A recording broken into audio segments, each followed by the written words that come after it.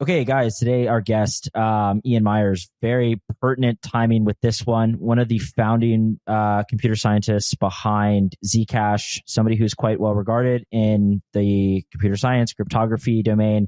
It's quite an honor to have him on. Ian, let's just start. What are you up to today? Like, what is your kind of full-time job? And then, you can just give us a little bit of background to the extent that you want to. Yeah, thanks for having me. So I'm a professor of computer science at the University of Maryland, right outside Washington, D.C. So I actually live in D.C. I'm taking grad students if anyone's qualified and interested.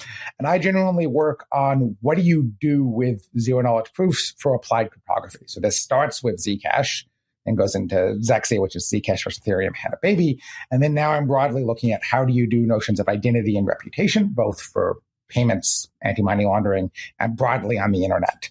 And that's not just reputation and identity, it's accountability, it's ways to express yourself safely, but also show you have some qualifications without completely doxing yourself.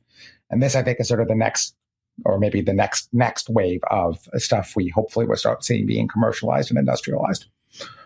So that's really what I'm working on now. And then still advising Alio on how to do things, which is one of the Zexi spinouts, and Zcash on how to do scaling with Sean Bowe's project Hackathon. Awesome. Yeah. Okay. So let's go back a little bit to the inception, what you were doing at the time, and just give us a little bit of an overview of your original, introduction with both Zcash and then just working on, ZK tech in general. However you want to kind of jump into it, but maybe, go back a bit and explain where you come from. So it's 2011, believe it or not. I have quit my job at Microsoft as a software engineer and gone back to Johns Hopkins to work with who become my PhD advisor, Matthew Green. And I find out about Bitcoin.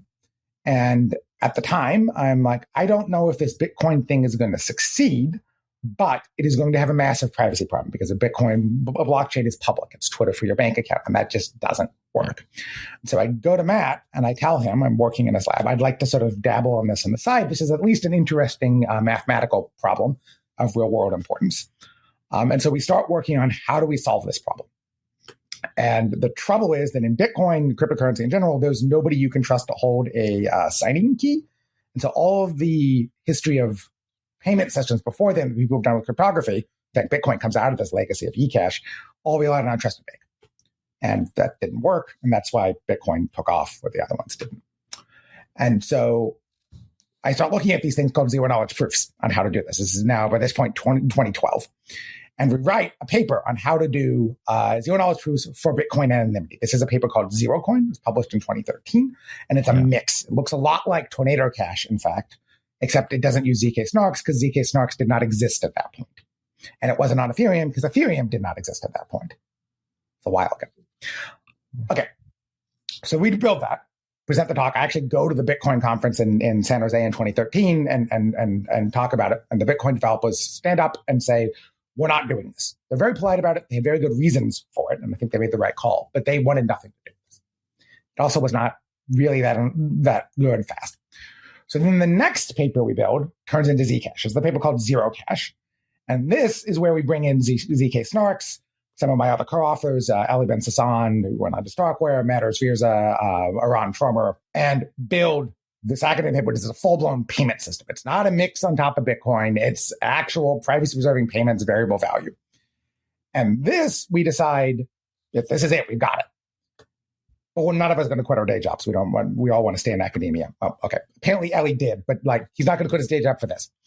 And so we go find Zuko to spin up the company and do the very, very hard work of setting up the culture and getting the engineering right to take what is grad student code and turn it into actually trusted, real world deployable stuff, and sets the tone for how you do SNARK security correctly when you're commercializing this. Because this is the first application of zero knowledge proofs in industry, pretty much, period. It is bleeding edge, the first application of SNARKs anywhere. And SNARKs, for those of you who don't know, are succinct, non-interactive arguments of knowledge with this crazy system that lets you prove any program you want, any complicated statement in a fixed number of bytes. Concretely for the system, we were using 400 some odd bytes, sort of magic. that you use as a building block to build all these very interesting privacy preserving protocols, starting with Zcash and then moving on to Zexy, smart contracts, and identity and reputation stuff that my lab in Maryland is working on now. Okay, I want to probe a bit. So I know Ellie. I've met him a couple of times, and he's actually been on the podcast. So Ellie often, when he talks to me, he says, like, when I sort of truly understood SNARKs, once I understood ZK Tech for the first time, to me, this was the most obvious unlock, really, and like maybe that he'd ever come across. And he, to this day, right, to his credit, and it seems like you probably would agree with this, he thinks that this is like, there's no doubt in his mind this is the future. If you could summarize this for somebody who is medium tech level, let's say, like, what in your mind at the time convinced you that like this is the privacy unlock, this is the unlock of the future? Like what is specifically about, like, so we hear about SNARKs, we hear about ZK constantly, right? And it obviously has gotten tremendous amount of like venture capital investment, especially in the past few years. Reduce this down to something sort of simple. Like, why is this such a massive breakthrough in your mind? Right. So actually, this is a very good point to bring up, and maybe actually a bit of contrast between myself and Ellie, because Ellie thinks of SNARKs as the thing itself, and I think of them as a tool that lets you build a lot of very useful things you want. It's actually quite hard to build those things correctly. So think of it this way. What if you could make dishonest parties who are out to get you honestly run programs? You can make them follow the rules you wrote down in the system, right? And those rules are actually stateful. They involve how much money you've had, how many bans you've gotten, how many upvotes, how many downvotes, how many transactions, what's your income, for example, for a know your customer scheme. Did you go to this school? Do you have these jobs? If you're trying to post on a forum anonymously, but say you have some qualifications. And so the unlock is that you can cause that to happen in a way that is private. You don't have to expose everything that's on your computer in this program that you're running, but the other party knows you did it correctly, right? So it's how do you trust without exposure, right? Trust without exposure. And the key thing that we got in Zcash, and we didn't entirely realize it at the time, and now really the arc of research furthers from that, is that we can do this where we keep actual state, like your account balance. A zero knowledge proof on its own actually turns out to not be that useful, because if I prove to you that I have some money and I send it to you, well, I still had the money at some point in the past, so I can do the same proof to someone else. And so the complicated thing that Zcash does is this thing with nullifiers, where you prove a state and then you can't ever use that state again. And that's sort of the arc we're building on. So it's like a computer program that you can make somebody else run, even if they're dishonest, and you can be assured that they ran it and did the right result without having to expose all of their data, without them having to expose all of their data to you. So it's about trusting someone without having to expose them, or more so maybe it's about you being able to show someone else that they should trust you without you having to expose all of your details about them, whether that's for a payment or a forum post or logging onto a website. Yeah. Okay. So I wanted to go back to something you said. You presented this zero coin paper in front of the Bitcoin conference. Bitcoiners have been aware to some extent, and some quite supportive. In fact, I think you can go back and see Satoshi alluding to something similar to ZK. You can see Hal Finney talking about like the potential for ZK. At the time, this also kind of ties into like maybe the modern day now. At the time, you said that they had zero interest in doing this. What was the rationale at the time? Was the tech not there? And then I'm going to kind of extend that question to, is the tech there now, in your opinion, and what has changed? Yeah. So the tech is, I think, now there. So the reason Bitcoiners were not interested in this is, one, a lot of them didn't accept that there was a privacy problem, right? This is the thing that originally got me into cryptocurrency, is there's this privacy problem. I want to solve this issue of, social control and protecting people from the hostile governments that are out there. They might be yours, they might be other ones. And some Bitcoiners didn't acknowledge this. They were, in fact, very defensive about it. The second point is, even if you did care about that, the tech was not in 2013 there. I'd say by 2014 it was clear, but you wanted it to be battle tested. Definitely by now, like, it's there. There are some downsides, but if you think you need privacy for this stuff, and I think it's pretty clear you do, that there isn't an alternative. There won't be. We did nail it, right? And I just want to be clear, by the way, when I say we, I mean like academically, collectively, Zcash and everybody, but this technology is open source. The papers are out there. Anybody can run with this. As I've said before, I'd be quite happy if the Bitcoin developers took the entire thing and ran with it themselves on an intellectual side. On the I like Zcash, maybe not. So on that, they were there. And then the third thing was there was this problem for a long time of nobody really wanted to touch privacy because it was perceived as legally and regulatory risky. So there were a number of people in Bitcoin, and actually small minority, I think, then maybe more so now that there's broader, less principled money involved, not coming from the cypherpunk ethos, who were willing to basically say privacy was the thing we would actually sacrifice to the regulatory gods. So we got Bitcoin out there. And they're like, actually, it's a feature that it's traceable. That is, in my opinion, one of the least cypherpunk things I've ever seen anybody do. I can understand how they did it. But that was, I think, the third undercurrent there. That's interesting you say that. And it kind of, I'll have you elaborate on this because, and you may reject this premise altogether, and I'm sure also you've gotten this question a million times, but there is some, at least thought within Bitcoiners, that you have a trade-off, which is transparency auditability and then privacy. Do you kind of reject this spectrum, or where do you lie on this? Because this is something that I see often regurgitated, whether or not it's from, maybe whether or not it's from cryptographers is one thing, maybe it's just people kind of bull posting. But the fact of the matter is this is one thing that I think is often regurgitated amongst Bitcoiners, which is that, okay, you can have privacy, but you will never have this level of verifiability, as they call it, that one might want in terms of, total supply of coins. What are your thoughts on this? And again, I'm sorry, I'm sure you've gotten this question a million times. It's a good question, right? So Bitcoin is Twitter for your bank account. Everything out there is public, and I believe we need privacy. That said, sort of fundamentally, if you make the system private enough that you can't track what people are doing, you do lose some degree of verifiability in terms of the account balances. I don't think that most of the Bitcoin community who says this talking point understands how bad and problematic the privacy angle is, right? Especially when these things start getting used for real, right? Realistically, the past 10 years of cryptocurrency have been mostly speculation, and we are just now, with this uptick in stablecoins and chaos in the world, seeing interest in both Bitcoin and stablecoins. And when you start using it out in the reality, it's not just hold it and believe in Satoshi's vision, number goes up. You get into some real operational security problems. And it's not just, hypothetically, the NSA might be after me or the Ministry of State Security in China. It's real people with adversaries who might kidnap you. It might be other governments if you're an activist. I don't think they understand that. And second of all, third of all, I think realistically, there isn't much you could do if you had a bug in, say, the Bitcoin supply now. Right, everybody gets one or two screw-ups. All the Zk projects, all the non-Zk privacy projects have probably had one or two inflation bugs. I think Bitcoin had a couple back in the day. But once you get large enough and there are enough eyes on you, if there's an inflation bug, someone's going to exploit it. And I don't realistically think Bitcoin could recover from that very much itself either. And so the solution is don't have those happen. And that means you need to be very careful about the code. You need to be very careful about formal verification. And it is definitely true that Zk stuff is more complicated, and so we should do more formal verification checking.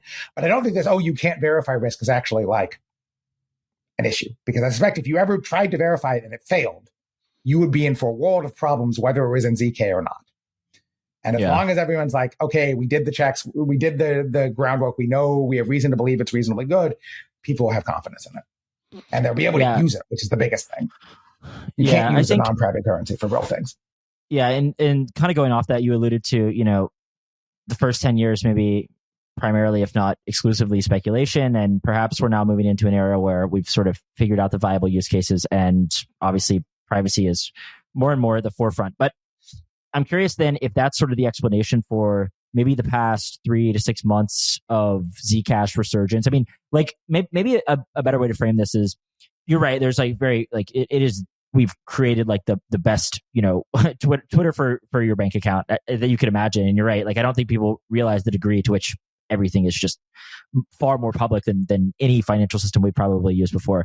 But were you surprised that maybe in the past, half year, Zcash has been the one really to take the mantle, or was this very obvious to you because it's the most, viable candidate to come in and kind of take the torch, or however you want to call it. Like, I guess maybe in a little bit more, not to be too long-winded, but a little bit more on my side is like, I have been aware of Zcash since I probably first got into crypto, and I have heard Vitalik talk about it. I've heard, I have a couple of friends who are very, very into Zcash. I don't know if you know Janus, and then C-Node, both of them like have long been big proponents of Zcash, but I never really like thought much of it at all. And then, in the past, 3 to 6 months, it's been really like one of the kind of discussion points. So I'm curious if this to you has been surprising, or was it like, this was going to be the case all along? It definitely was both. So, from 2011, Bitcoin's going to have a privacy problem. If it succeeds, we need to solve it. So I believed in this. And I remembered passionately having arguments with folks at ECC, Zuko, like, you need to build a wallet. You need to do this. You need to make this work. And then you didn't get much interest. Like, the price action was sort of with the market, so to speak. And so you just, like, I burned out, right? I went on to became the professor, did everything else. And hadn't actually thought much about the day-to-day of Zcash until it turns out they shipped a working wallet for the first time in ever, and added swaps into it. And between that and whatever social media, we've all been in cryptocurrency long enough to know that there's a mixture of social bits and technical bits. But whatever alchemy that is, it takes off. And not just do we have price, which I don't care about in my day-to-day life. We have people from the Bitcoin community, which I was very touched by, going like, yeah, this was the right way to do this, right? You guys, props to you on setting the tech the correct way and setting the culture the right way. Even if we don't like the coin, or we do like the coin, it doesn't matter. Clearly, this was the way to do it. And I feel like Zcash is the mantle for a private version of Bitcoin. There's this whole other arc of private stablecoins and tokenizing real-world assets that I think is yet to come, and will probably not be on Zcash, ironically, precisely because it seems to have hit this product market fit of it's Bitcoin, but encrypted. And so you don't want to go tarnish that with adding a bunch of other features.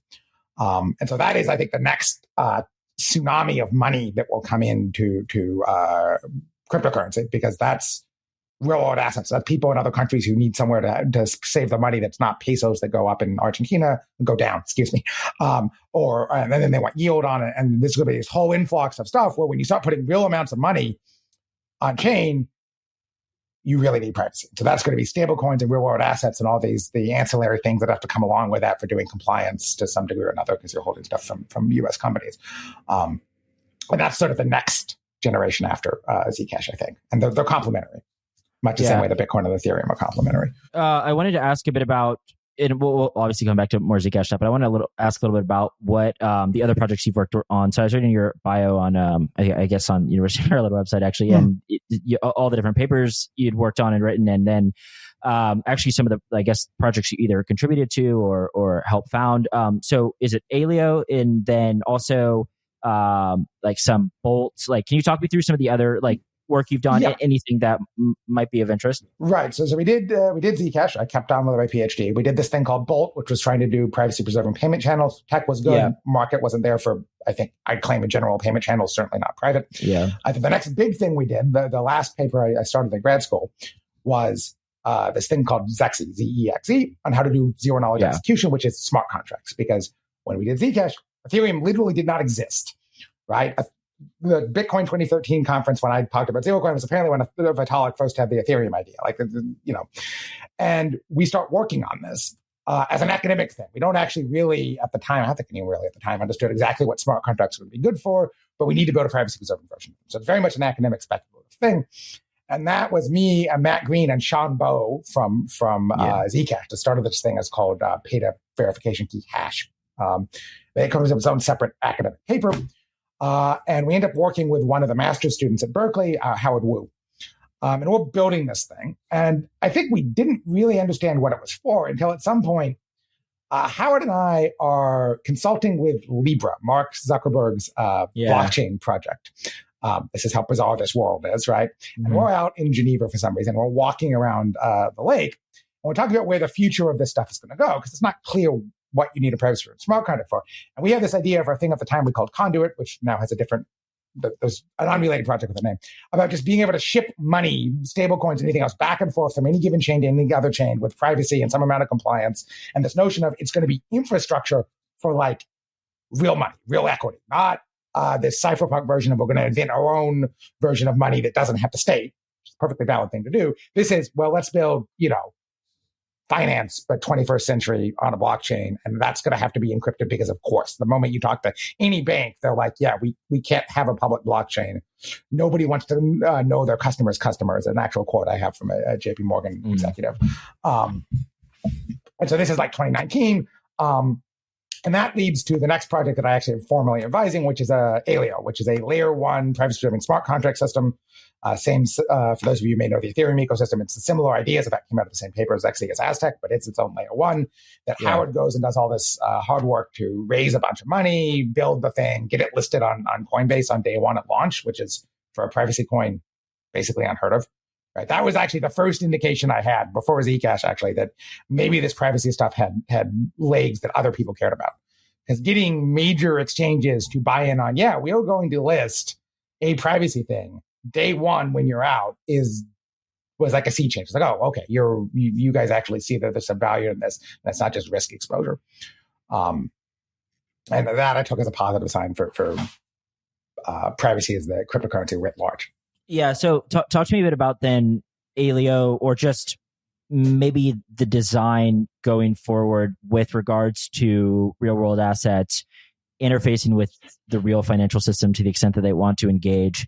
What does that look like? And do you think that is indeed the future? Like, obviously right now we see all of these institutions. I mean, a lot of these things are kind of marketing gimmicks, but regardless, there's a tremendous amount of like interest in both, stable coins and then just real world assets in general. But a lot of this stuff is happening on like these quite transparent chains that we've talked about. What are your thoughts? Like, so maybe you can use Aleo as an example, or like, how do you kind of think about this going forward? Yeah. So let's split these two things, because I'm by heart and training a technologist. Let's talk about the technology, whether you think it's going to be Aleo or Aztec or something else, your question. I think banks will require privacy from the public, right? Whether that's on a layer two that rolls up onto something or its own layer one, that's a question. But they're going to need privacy, and they're going to need customizable rules. So, right, this starting back on Bitcoin is, if it succeeds to have its privacy problem, the same thing is true for Ethereum, right? And the core thing that ZK enables is the ability to write down rules that the other person has to follow without exposing all of their details to verify they did them. And so what will happen, and what is happening with Aleo and Aztec and Miden and all these other projects that are based off of Zexy, is they're looking at offering people, banks, not banks, other entities that want to be financial, not quite FIs in the regulated sense, the ability to write a thing like Zcash in the conceptual sense, if you can send that money back and forth, but add rules to it in whatever way you want. Maybe those are around issuance, maybe those are around identity, and you can program them. So this is what's called the record model from Zexy. And it's, instead of having just money and a nullifier in a Merkle tree in Zcash with a ZK proof about it, you have money, a nullifier, some arbitrary other state, and this program that you have to prove you followed. And that model lets you customize a number of things. And so what I think will happen is the demand here is going to come from the rest of the world that is increasingly wealthy, right, is developing. And once markets for their savings so they can get gains, right, because you want to pay for a house, pay for your daughter's education, whatever it is, but you don't trust your local financial system. It's corrupt. The governments debase the currencies, right, that they may just show up and take your money, right? I've heard stories that in parts of Argentina, people keep their money in bricks because they're just building their house literally brick. And like, it's a lot harder to steal bricks than cash under a mattress. And so cryptocurrency provides a means to do that, even if you don't have the ability to get a US bank account, right? And you don't have the identity documents that will get you through a pretty rigorous, the onboarding frictions that banks just don't want to deal with. Cryptocurrency lets other market participants, other companies, offer those kind of services without having to have the same level of trust and regulation that a bank does, because they are potentially not custodying the assets. They are not subject to the same regulations. Cynically, people argue that some of this is just regulatory arbitrage, and some degree of it is, but the technology actually does change the trust relationships, right? There is, because it's a blockchain, because it's distributed, because you can do keys and things like ledgers and wallets. There is actually less trust in this, whoever this company is that's building a wallet or your counterparty for the savings, that you maybe don't need the full heavyweight notion of a bank charter and the state and federal banking regulations for these things, depending on what financial products they'll offer.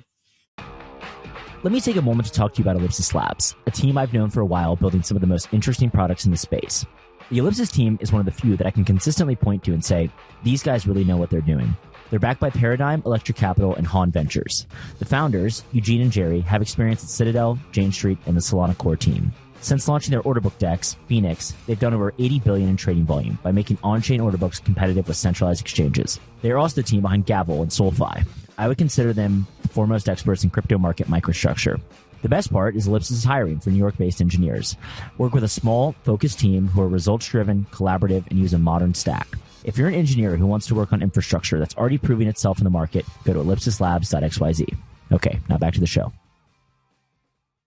It seems like the current administration under which we live is obviously much more favorable towards crypto, but that seems mainly to apply more, well, from at least what I read into it, more from the securities and just kind of allowing for innovation in general. Like that part seems pretty patently clear. The privacy aspect is less clear. Obviously, we still see Tornado Cash, the Samurai devs.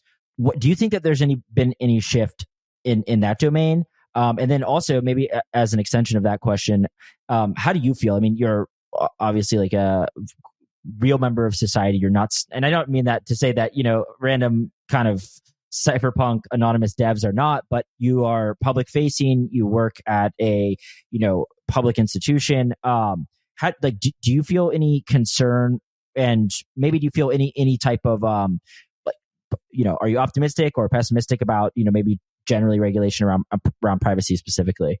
I'm optimistic, even back to, of all things, the Biden administration, which is, I know, like a four-letter word in much of cryptocurrency. There were people, because I'm in DC, around the Department of Justice, around Treasury, around other agencies, who could tell that like privacy was legitimate and we needed it.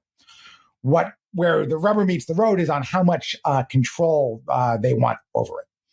Yes, some people do, in fact, want backdoors. These get referred to as view keys. But typically, they just want to know that if bad things happen, they can stop it, right? They can do something. And if you're a cypherpunk and you're doing the free speech maximalist, well, there's nothing you can do about it. It's unstoppable internet money. The government's general response is, oh, yeah, well, just watch us. And if they can't do anything else, they will do something to you. This is a real politics comment, not a comment on constitutionality of law, right? It's a general point. However, for when you can tell them something you can do, like, hey, do KYC, know your customer, on the off ramps and on ramps for exchanges. This is what Zcash did to get listed in NYDFS approval for Gemini in New York, which was a major thing that Tyler and Cameron Winklevi did for privacy of cryptocurrency. Or things like Alien or NASDAQ are going around saying we can do these programmable regulations where you don't expose any data, but you will prove that you're not on a watch list or that your patterns are not illicit looking. Governments tend to be understanding. They tend to be at least like, well, we will see if that works. Now, of course, if it ends up being a complete boondoggle and 90% of the money going through it is criminal, that's a different story. The best case, and if you have enough lawyers and you're careful, you will follow the law, you'll be fine. But I would expect you will get like delisted from exchanges and sort of shut down. And personally speaking, for me, if something I worked on turned out to be 90% actual criminals, and I don't mean like debatable, we may have different notions of what a crime is and what states should look like, but like, people kidnapping folks to do pig butchering scams in Myanmar. If that was 90% of some cryptocurrency, I'd be like, maybe I'll walk away from this. But I don't think it will be, because there's all this real legitimate demand from Wall Street and the world for serious capital influx from other countries, access for real-world assets for markets, and this requires privacy. And that will have a little bit of illicit activity on it, but the legitimate banking system has illicit activity on it, right? HSBC laundered money for Al-Qaeda, and they got told basically, don't do that again. And I mean, they got really told, don't do that again. They had to have more robust AML KYC protocols. But similarly, you can build these things for cryptocurrency. And so I think as long as you understand that dynamic and you are actually providing useful stuff to the world, you're fine. And paradoxically, if you're not, well, find something else to do with your life. Yeah. Yeah, I know. I think you're spot on with regards to like, banks always just get slaps on the wrist. It's, if you go back and look at all of the amount of illicit funds they move, like it really is kind of jading, at least from my perspective. But one thing I wonder about, and this is, I don't have necessarily an opinion on this, but I definitely see kind of conflicting views. And I guess you kind of alluded a bit to an answer here, but when you think about kind of like a pragmatic approach to privacy versus a very sort of absolutist approach, where do you kind of fall? And I think the reason, this is often a subject for debate is because a lot of the cypherpunk or like most, maximally, like again, absolutist privacy advocates will say that any inch the government will take a yard, right? And like if you give them any opening, they will, exploit that. And that's why it's best to, assume that if something is 90% illicit, so be it, on the grounds that it is, if we open this up in any capacity, then this will completely sort of supplant the entire premise of what we're doing. Where do you fall on that? I mean, I think I kind of gleaned a bit, but I'm curious if you have like a more direct answer, maybe, or maybe specifically with like stuff you work on too. Yeah, so this is a real question. So I'm not going to give you a direct answer because it varies. So for things like encrypted messaging and things like that, absolutists, like you give them an inch, they'll take a mile. For things like cryptocurrency, I think I don't need to have an opinion because here's what's going to happen. There already are multiple different options out there. Zcash is much more on the cypherpunk side of it. There are no view keys that the government can see that are built in. For things like Aleo and Aztec, right, there's these privacy preserving systems that are built out of Zexy, you get to define the rules. And so there will be, even on just say Aleo, different stablecoins with different rules of how they do KYC, AML, what they require. Some of them will almost certainly require a view key that just lets Chainalysis or TRM or somebody just see everything. But at least it's not public. Others of them won't want that because it's a liability from an international governance standpoint of, okay, you give the Americans access, but what about these? What about this? You don't want to deal with it. And as a researcher, my desire is to produce tools that give you ways to manage this without just creating a honeypot of data. So I don't think of YuKey as a good idea from just a security standpoint. It'll get hacked. It'll get used for all kinds of stuff. We already had it in the United States from a U.S. perspective. I said DC, right? The Experian credit reporting database was stolen by another nation state, allegedly, to go figure out who had security clearances that had stolen that database and had financial trouble. Right? You don't want that kind of financial data falling into. I think multiple credit agencies have been exploited. Yes. In fact, there have been multiple. There have been people buying insurance companies to get the same kind of data for folks at, I think it was the CIA. Like, nation states actually understand they don't want other nation states to have this data. And so I think you actually will get interest in privacy preserving tools for doing AML, KYC, right? And what will happen is there'll be sort of marketplace for ideas where we have different blockchains, Ethereum, Aztec, Aleo, whatever it is, with different techniques on them because we have this Zexy style, make people follow the rules. And then we'll see which ones work out, right? Where does the money go, right? On the one hand, you want a cypherpunk thing. On the other hand, like, you want safety to know you're not getting scammed. And I'm actually curious which preference legitimately someone should get to choose, which they'll actually pick. I think, unfortunately, and I identify this as a cypherpunk, at least on the messaging side for secure messaging, those opinions are in the minority, growing, thankfully, right? We have gotten much more pushback against things like chat control because it's clearly bad.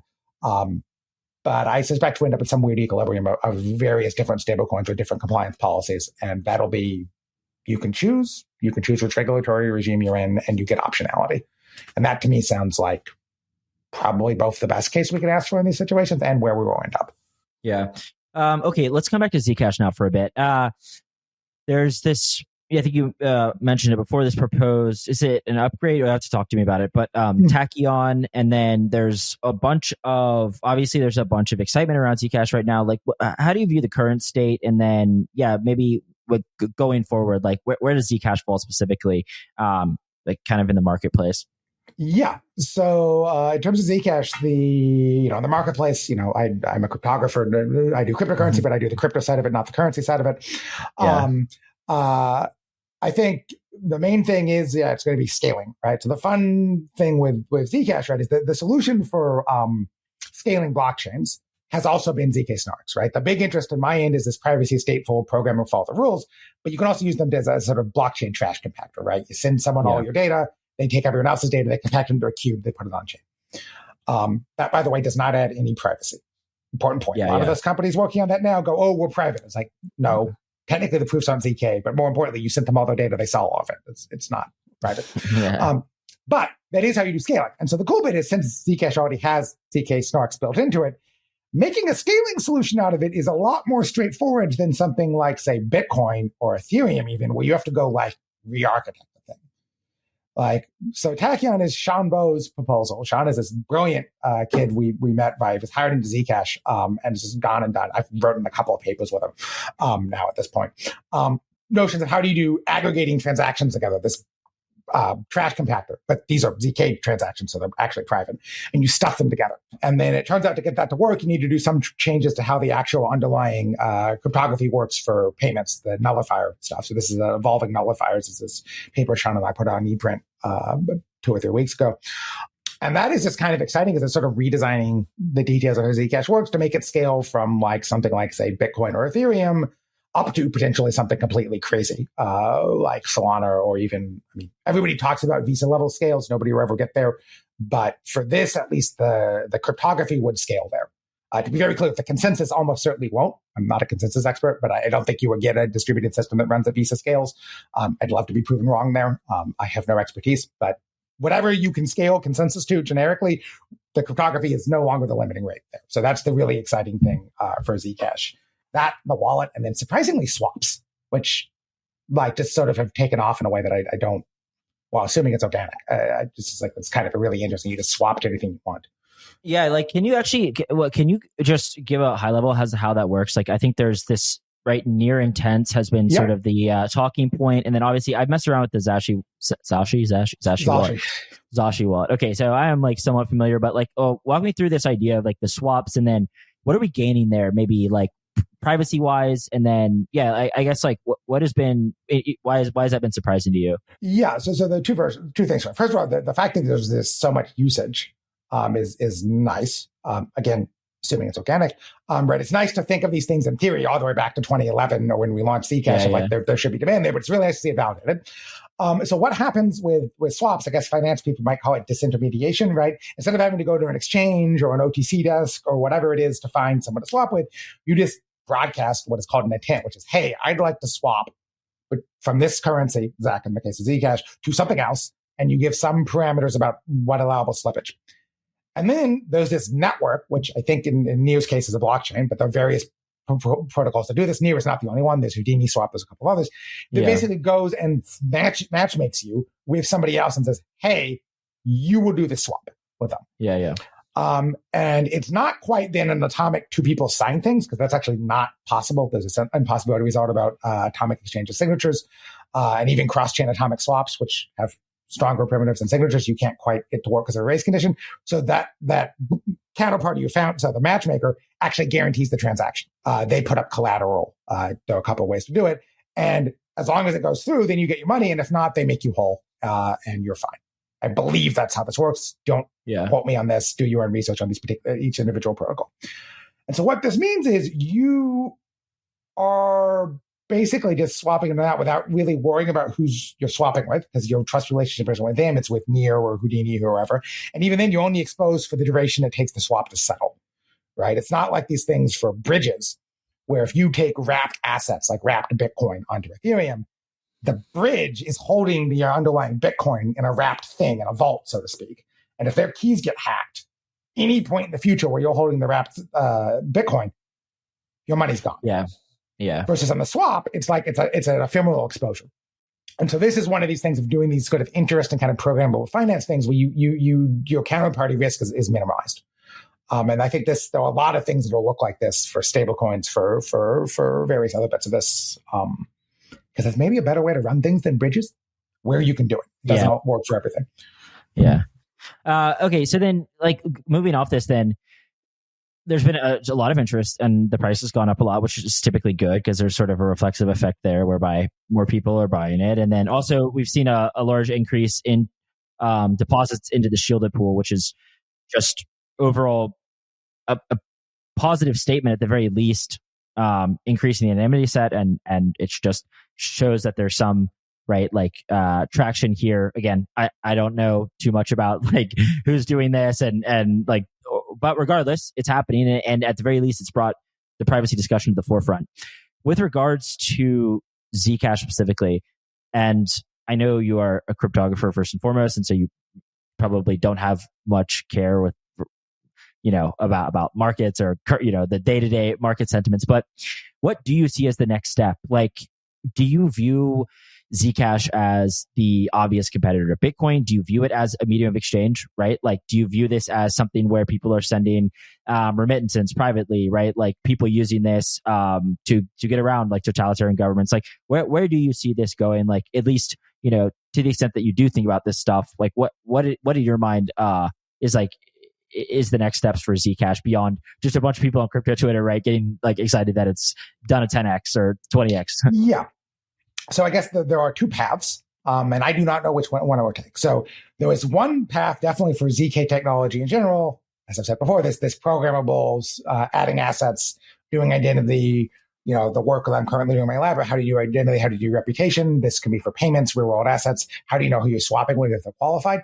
That is one arc it could take. The other arc it could take is it stays very minimal and it's just scalable encrypted Bitcoin. And those are complementary things. I am reasonably confident at this point that both paths will be taken by the broader cryptocurrency market. If it's not Zcash that does the assets thing, it will be Aleo, Aztec, Miden, Anoma, something like that. Or it may be Zcash that does it. They're both options. There are proposals to do what are called Zcash shielded assets, ZSAs, in Zcash, which are pretty trivial actually to do, add support for stablecoins or any other asset, right? It's just an ID of the type in the coin. It's unclear to me if those will go through or not. If the community has this ethos of it's now just encrypted Bitcoin, it might not. Yeah. On the other hand, if they want to be able to do dollars as well, they might, right? I think stable coins are a future, right? There was also a role for this sort of Bitcoin style money. And yeah, I guess if the Bitcoin folks are not going to add privacy, I would say that something is going to be with privacy is going to be the successor to Bitcoin. And Zcash is currently speaking the longest running, most battle tested run with strong privacy. Yeah, that seems to be the consensus of everybody. So like with regards to Bitcoin, like you say, if Bitcoin doesn't do privacy, first of all, do you care at all? Like, out of curiosity, do you care at all? You said you came into the space through Bitcoin as many others did, but at this point, it's like there's a lot of contentiousness with trying to change Bitcoin. So who knows, right? So the first question is, do you care at all? But then the second question is, if they were to take some like privacy centric path, what would that look like in your mind? And how much of Bitcoin would need to be torn up altogether, right? Like, yeah. So go ahead. Yeah. So the first answer is I would be happy to help, but I don't care for the politics and the back and forth involved, right? It's a whole mess. I just straight up don't care, right? I am avowedly of the, if you tell me you can't do it, I will make my own blockchain so I can do it. And we've done that twice. So, in terms of what would have to be changed, it depends, right? If they wanted to do it for real on the layer one, you'd have to tear up a bit of stuff. Like we literally went through this process for building the original Zero Cash paper. It's not hard per se. There's some risk and some tricks, and I don't really know if the appetite there from the core devs to do that kind of a pretty big re-architecture. The other option is to try to do it as a roll-up with some kind of like op-cat, op-return nonsense. I haven't tracked all the details, which strikes me as incredibly complicated. It's going to have some privacy problems with how do you pay fees. There's some problems of how do you generate the proofs? Because again, you can't just say, hey, I want to do this move and have somebody else do the proof, because that's not private. And that's what those current roll-up models are, right? You can't do the blockchain trash compactor for that. And then finally, the original biggest objection the Bitcoin folks had to things like Zcash was the math's too complicated, the system's too complicated, you're going to introduce bugs, right? And it's a reasonable worry. But if they go down this roll-up route, it's 20 times worse. Right, the proofs are more complicated because you're doing more complicated stuff. There's so many more bugs you could get, basically just to avoid some political problems, and that will be kind of funny if that's what happens. I think it's the most likely course of what happens for a privacy solution. I'd say the most likely thing is they don't do one, though. Is there any privacy solutions or compromises? Now, you may disagree with whether or not they're sufficient, but are there any privacy solutions or, again, compromises that work in your mind So, for example, there's some things so there's mixers on Bitcoin, right? We know this. There's silent addresses, which I don't think is like a massive unlock, but it does allow you to have a lot of addresses with basically a single static key. And then there's also some ideas like pay join. Anyways, my point is like there are some people working on these, but it's not ZK stuff. Is there anything outside of ZK stuff with regards to privacy that could scale, not necessarily for Bitcoin, but just in general? Or are you kind of fixated on, or not fixated, but dead set that like the only like proper long-term battle tested way to do this is with ZK Tech? The only long-term battle tested way to do it is ZK Tech. There are other compromises, but they don't really provide good privacy, particularly sort of the cliche, but in the age of AI, almost all of these things fall apart. They realistically fall apart before then, but it was a little hard to say, look, some analyst over somewhere can do this. It's like, now really, you can just look and see the patterns. Yeah. They might be paradoxically good enough for criminal usage, because if you're a low-writ criminal, your adversary is not the National Security Agency, the CIA, or the Ministry of State Security. It's like your local police. And you could do something that will hide from that. But it's not actually good enough for normal users because it's not usable. It doesn't provide them privacy from like targeted advertising or if you work for a defense contractor from somebody trying to recruit you. So no, those solutions don't work, especially in the age of AI. There are a couple of interesting ideas I've heard for like, we're going to do some multi-party computation system where we just swap Bitcoins without moving them on chain.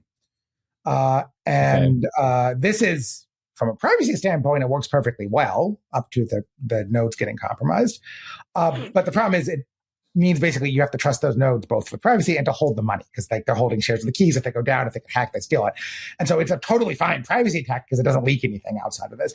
But it strikes me as you couldn't really put large amounts of money into it, right? It's not scalable in the like, you can scale in terms of throughput, you can scale in terms of size, but there's also scalability in terms of security, right? If you put enough money in a system that involves 5 trusted parties, those 5 trusted parties are going to hack by the North Koreans. Yeah. Right. And so there are viable solutions there. Actually, the coin swap maybe was the name of the last really cool one I heard someone talking about. I could be messing up. But it's like, I think I know what you're talking about. Cool idea. What? I think I know what you're talking about. Yeah. You basically like trade, like, what was the analogy people use? Like, it's like you trade a bunch of virtual open dimes. So I understand the premise. Again, I haven't looked at it in detail. I don't even know if it's still live. But that was one I heard. It's like, okay, that's cool. That actually doesn't have a privacy problem. Like I said, I don't think it's scalable for other reasons, but that was a cool one. Yeah. And what about with regards to Ethereum? Like, I think that there's most recently this whole idea of like the ZK VM, but I'm not sure that really applies so much to the privacy aspect as much as the like just pure play scaling, right? So what Ethereum does seem to be a lot more, at least publicly receptive to, like just the privacy development in general. And Vitalik obviously, has been a big supporter of Zcash since inception. Yeah. What do you think about like kind of Ethereum in this regard going forward? Right. So Vitalik is definitely interested in privacy. He and I talk somewhat frequently. The current perspective that Ethereum is taking is exactly this Zexy style solutions that they're building. Aztec is one of them. Currently they're doing it as various layer 2s, right? And so the problem there is that it's not quite the right UX. So some nasty problems about how you pay fees, but it could work. It's, I think, easier to build these things in from the start and into the base layer. Rollups are a little more complex, but it could happen. There's a sort of a question, is Ethereum sticky enough for people to stay, or they move to things that have layer 1 privacy natively? It's an interesting question there. But sorry, there's another aspect to your question that I'm forgetting. No, that was basically, I was just like generally with regards ZKVMs. To. Oh, well, but okay, so ZKVMs are were primarily, again, meant for scaling, the blockchain trash compactor. But the financing from this has built these things up to the point where actually you can start now with some tweaks, getting to run what's called client-side on a computer for client-side proving. And then you can build them to do privacy-preserving smart contract systems. And that is actually going to be the future of all this stuff. Because ZK proofs, everyone gets excited about different ZK proofs. They really are at this point a commodity. It's like faster microprocessors in the 90s. You don't care if it's a Pentium 3 or Pentium 4 or an AMD, whatever. You just care as someone building the internet that the thing will keep getting better and it will meet you when you have some application demands, right? Or for games, right? Like it'll always be fast enough in 2 years. Yeah. Zk VMs are one of the ways that happens. And we can start now thinking about all these interesting protocols to build on top of that for reputation, for identity, for payments, for how do we do social proof? How do we like download our entire Uber history and give you a proof? I have an Uber history over the past 10 years. I've spent this much money on it. I'm probably not a bot because I've already spent like $5,000 with Uber or whatever. I don't want to go look at that number. It's going to be depressingly large. So this is sort of the commodity thing that enables us, right? And so there's some amazing projects there. Risk Zero has done an amazing job with tooling. Jolt out of A16Z Crypto Research and Georgetown from Justin Thaler is really doing the sum check stuff and getting really impressive results.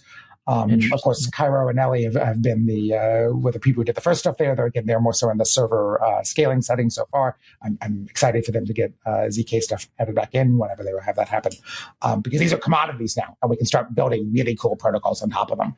It's not trivial, by the way, right? It's not like, just go run Rust code and you have a secure protocol. The Rust code will run, but actually figuring out what to write to secure this stuff, that is actually, in my opinion, one of the harder problems. I mean, it's what I've spent my entire career doing, is using these tools as primitives to build larger secure protocols. Yeah, that makes sense. Okay, this is a little bit out of left field, but there has long been a lot of, it makes sense, but there's long been a lot of contention between Monero people and Zcash people. Obviously, you fall on the Zcash people side. Mm-hmm. I followed it off and on, but for the most part, I'm this is a little bit outside of my domain. Talk to me about, I guess, the high level differences between Monero and Zcash, and also why is this? Why does there seem to be so much conflict and it doesn't seem like people are on the same side here. What is your take on this? Yeah. Okay. Right. So Monero and Zcash are both privacy preserving cryptocurrencies. They differ heavily on how they're technically done. Okay. So caveat: Monero. Obviously, I'm involved in Zcash. I'm biased. Two, Monero has a lovely, sometimes toxic, but effective, lovely community that I really appreciate the work they've got into building that. Monero and Zcash sort of went with two different routes. Monero sort of embraced, we run the dark web. They are all on the darknet markets. That's a result. They got delisted by a number of exchanges, but frankly got more traction years ago because that was the only real use case. Zcash, on the other hand, was like, no, we're legitimate. We have KYC stuff on exchanges, not built in the protocol on exchanges. We got NYDFS licensing to be used on Gemini, and didn't want to touch the darknet market stuff at all. So there's an ethos difference. The larger problem, and this is now on my computer scientist, I'm an expert in this stuff hat, Monero does not offer good privacy, right? So in Zcash, use a zero knowledge proof to eliminate all of the data. Caveat: if you use the shielded transactions, there is a transparent version of it that for the long time, by the way, was 90% of the transaction volume. So the legitimate criticism from Monero people was, Zcash is private, so use that stuff, but nobody does. I think Monero, on the other hand, is basically in a certain sense, Bitcoin, where in Bitcoin, if I pay you, I identify the exact source of who paid me. And Monero works the same way, except in order to hide that, because that's obviously a bad idea, you hide the amounts, which doesn't matter too much. They do that fine. And then you hide who paid you by picking a couple of decoy sources. Originally, it was 2, and now it's up to, I believe, 10. And the problem there is the decoy stuff does not work well. It leaves all kinds of patterns and all kinds of ways to screw up using it, even if you implement it safely. And it's basically impossible to implement it safely. There are all kinds of, how do you pick the decoys? What distribution do you pick? How does it match legitimate spending? They've had bugs for this multiple times. I found one at one point when I started as a professor. I just reported it to them, didn't even make a big deal out of it. And it's just very difficult to get right. And it's basically not good privacy tech. And I will say, to the Monero people's credit, much as they argue about it, they are slowly moving on to this thing called FCMP, full chain membership proofs, which are basically the approach that Zcash takes, right? They do an accumulator, I think this Merkle tree over everything, and they do a ZK proof about it. And that should eliminate the conceptual bugs in Monero. Implementation bugs are a different story. Got it. And so this is their moving over to the ZK approach, right? Which is because that's the thing everybody believes is the way to do it. One criticism of Zcash, which I have understood, and I'm not necessarily saying this from the perspective of Monero people, but just in general, was there's this block portion of the block reward that goes to developers. Is that going to do you think that stays in the future? I mean, obviously, I think that Zashi was like a lot of the funding of Zashi came out of that. So clearly did some good work, right? But I think that is one like point of contention, and especially those in Bitcoin and then, Monero people, obviously, and then but crypto in general, I think have some objection to that. Like what is it, will that always be there? And like kind of how does that work actually as well? So what this was called originally, and it's changed names because what it did is change. So there was I think 4 year thing called what Zuko, as the worst naming ever, called the Founders Reward, which was actually, in order to build Zcash, we had to raise approximately $3 million, which is ungodly cheap by standards of what it takes to build a modern blockchain. And that required investors and a way to pay them back and to hire the developers. And that was 10% of the blocks for X amount of time. And then that changed over a different model. And now there's some weird retroactive funding model. It's a third version of this that you get to like pick it, and then there's some vote. And I have no idea on the details of this, because again, this happened after I was like, okay, I'm out of Zcash for a bit in terms of the governance stuff. So it's been around. Really, this at this point, I think persists kind of as FUD, right? In the sense of I'm sure. every single, like, it's not a lie, and the name was horrible. But when Zcash launched, this was like maybe one of the few things that did this. Every single blockchain now that launches has to fund its development, and this is exactly how they do it. But they call it a treasury.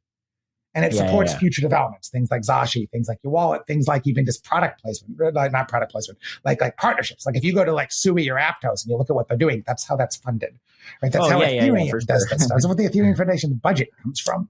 Yeah. And even in the case of like Bitcoin and Monero, it's true, at least in the Bitcoin case, that there wasn't a pre-mine. I don't recall what Monero did. There's some hilariously interesting stuff about the history of CryptoNote, the thing before Monero, and where it came from. And Monero is not CryptoNote, so I don't want to accuse them of doing something. But there were some weird things there. But in both cases, what happened was there were whales who made money because the market went up, and then they were effectively funding it behind the scenes. Yeah. Still to this day, in fact. Yeah. Still to this day. And so that funding model actually isn't really different. You're just arguing over whether you were overt about it, or when it wasn't doing well, you acquired a bunch of stuff because you had the means and then pumped it up. I don't really think that's much of a difference, especially because, again, almost everything after Ethereum, including Ethereum, does treasuries, right? That's just how blockchains are financed. Is it good? Yeah. Maybe not. Is it calming? Sure. And I don't find those people going and complaining about those chains. They just somehow pick it against Zcash. I think partially because it was a terrible name when it started. That was the worst possible name for what that was. No, I completely agree with regards to just like funding in general. And I think it's like a lot more similar than people want to give credit for across the board. So, and, like the Ethereum people, Bitcoin people will FUD Ethereum people, and Ethereum people will FUD the Solana people because the pre-mine was open to anybody. And then Solana was just on CoinList or whatever, right? So everyone has their kind of like little, minutia that they argue over, which is more fair. But with that said, is that like, okay, maybe perhaps it's FUD, but is that an impediment going forward, do you think, to just like something like Zcash really taking hold as, I don't know, a real like asset that people want to hold? Like, is that FUD worthwhile in your mind? Like, to have that if so I don't know. I think generally it's perceived that it's useful that cryptocurrencies have the ability to maintain themselves and do funding. I will say that like the last time I was really paying any attention to cryptocurrency governance for Zcash was like 2021. I was on the board of the foundation. I did my term and resigned. I was sort of the opinion at that point that the dev fund or whatever they were calling it should go away because there was too much internal bickering over who got the money. And there wasn't enough of a sense of mission and purpose. Zcash had gotten a bit away from it's about privacy stupid, which was my opinion of what it should be. Like, for those of you who are old enough to get Bill Clinton, it's the economy stupid references. And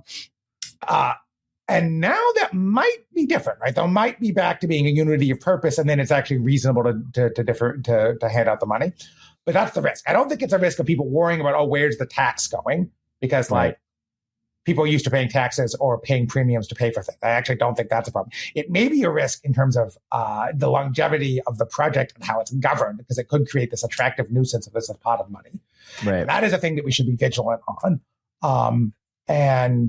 Success and purpose is helpful there, right? If the people involved, and this is one of the really nice things to have sort of woken up and found out one day, like watching like there being multiple orgs and like Sean Bowe going off and doing Tachyon and like working with him on that stuff, or I'm just talking to him and I'm like sort of some point in the question I find out that there's a company and he's raised some money and he's hiring some people and I'm like, oh, okay, I'll ship some people your way that I know of.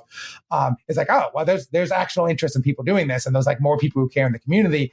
And then maybe I trust them more with the money to have the right purpose and the communities can do the right thing. If things get dark again and there aren't enough people involved, then you can end up saying, well, it's just people fighting for money because they just want stuff. And that's a risk. So that's the thing you should be vigilant about. And that goes for anywhere that has a treasury. And I think even realistically, things that don't. Like, because if you have some whale who's funding it, he's got the same problem of he's got to judge who to hand it out to and whether they're real people or not. And that is a long-term risk in general for any project. Okay, I had one last question, and it's pretty unrelated, but because I am fortunate enough to have a storied cryptographer and computer scientist on, I thought it is no better time to ask, what are your thoughts on quantum? You can just start rambling. I want to hear them. Yeah. Okay. So broadly, in terms of like quantum, I think is a bit overrated. It's been overhyped for years. There is an intersection of my research, as you're asking, about breaking encryption, right? Can quantum computers break encryption? And the answer is eventually maybe. And so if you're building things like signal encrypted messaging or TLS on the internet, it's a good idea to hedge against this. You can deploy what's called post-quantum crypto, and it's not that expensive to do. Similarly, if you're doing ZK proof systems, it's actually rather easy to switch from a pre-quantum ZK proof system to one that's post-quantum. And in fact, there's a particularly interesting point here that there are two things you could be worried about with quantum computers. One of them is someone has one now, and then they can decrypt stuff and forge signatures. You probably would have some warning there. The boogeyman really for security and encryption is what's called a store now, decrypt later adversary. Right. So you're going to record everybody's messages for like 100 years. And then when you finally have a quantum computer, you can go back and decrypt. And so if you're like a government, this scares the hell out of you. And indeed, the American government has put huge amounts of money into NIST and the National Security Agency modernizing U.S. government communications and the requirements that you do it if you're banks and other people. And that's the reason. The interesting thing there for ZK proofs is that most of these things are actually private even with post-quantum with quantum computers. They're statistically ZK no matter what. So you don't lose privacy. But if someone built a quantum computer 100 years from now, couldn't go back and read your transactions, they could go back and do anything. They could forge money going forwards. There's some caveats here about how the exact protocols work. But the real question for cryptocurrencies, for those that don't use ZK, is what do you do about like Bitcoin signatures? What do you do about Ethereum signatures? When do you move over? Because it's costly. The one problem with post-quantum signatures is they're like 20 or like 20 kilobytes, 5 kilobytes, 20 kilobytes. They're huge compared to a standard signature, which is like maybe 30 bytes, 32, 64 bytes. And it's an interesting question there where now you really do care about timelines because you got to figure out when you're going to spend the money in the political world to do it. So there's this debate going, particularly in Bitcoin, of like, are we screwed? How screwed? How soon? Right? When do we put the effort in? And now the funny thing is then there's an incentive to actually start quibbling over timelines. Right? As a cryptographer outside of cryptocurrency, I'm like, yeah, fine. Just do post-quantum encryption.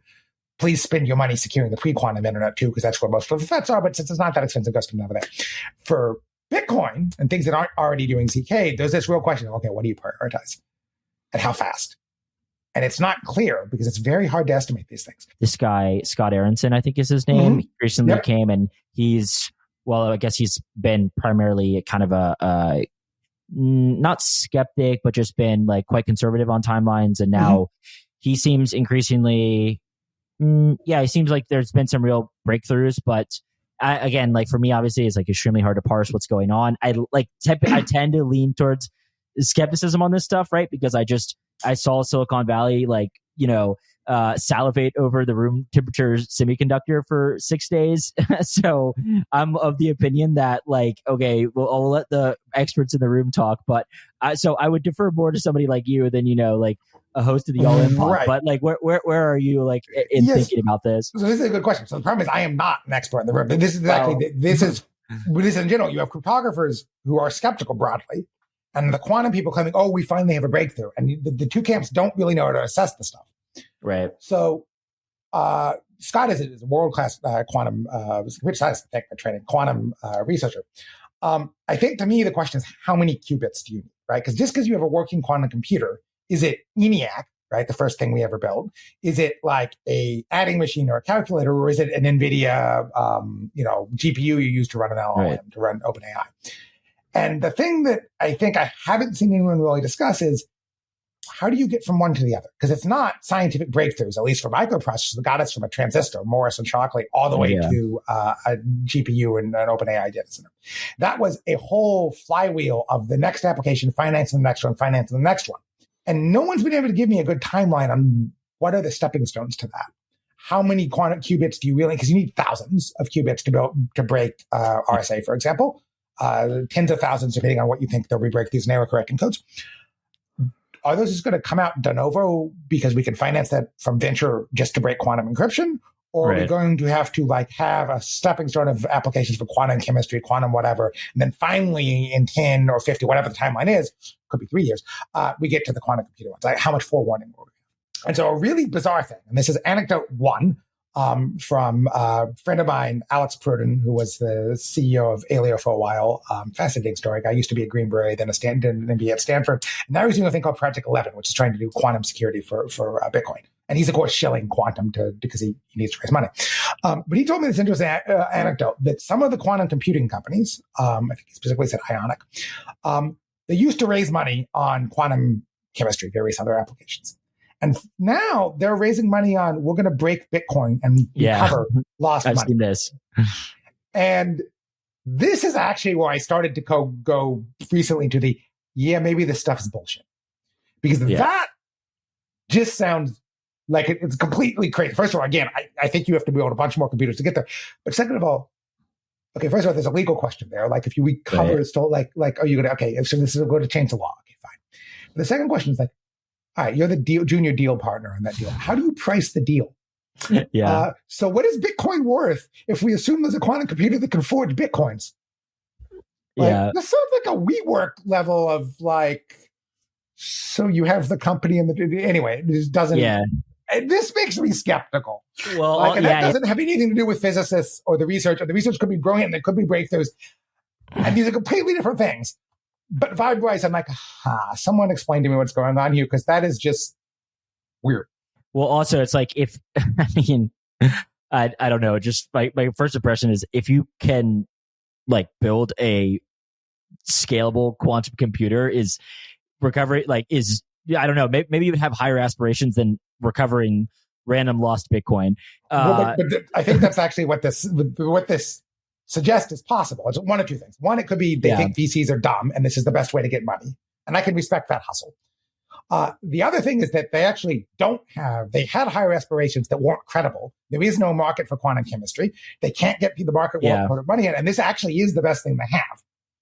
Because the other thing that people don't really realize is yes, the National Security Agency, GCHQ in the UK, the Chinese Ministry of State Security would probably pay for a quantum computer, but they wouldn't pay the R&D costs we're talking about, right? Their solution when they need that kind of shit is they put malware on devices, right? There's a whole commodity hacking industry.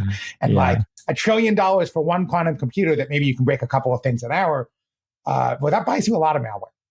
And so they'll pay for it, but they won't pay for the R&D for all of that capability. So it may well be that the only thing you can use to finance quantum computing is breaking cryptocurrency. But if that's the case, my suspicion is that just means we won't get quantum computing. Yeah.